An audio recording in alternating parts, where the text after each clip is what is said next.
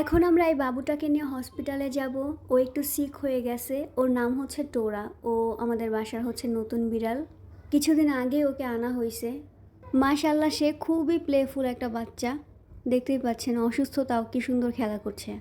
আর ওই যে দেখতে পাচ্ছেন সাদা বিল্লিটা, ওই ভদ্রমহিলা একে কখনোই দেখতে পারে না, সব সময় খামচি দিতে যায়, কামড় দিতে চায়।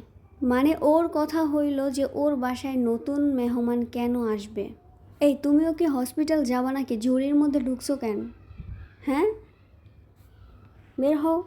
আর এই যে আমরা চলে আসলাম বিড়ালকে নিয়ে ডক্টরের কাছে। এখানকার পরিবেশটা দেখেন কত সুন্দর। মানুষের হাসপাতালে এত সুন্দর থাকে না।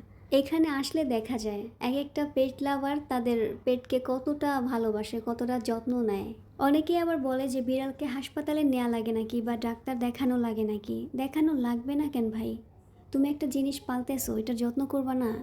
এমনি ছেড়ে দিবা? অসুস্থ হলে রাস্তায় ফেলে দিবা? এরা তো আমাদের সাথে থাকতে থাকতে আমাদের ফ্যামিলি মেম্বার হয়ে যায়।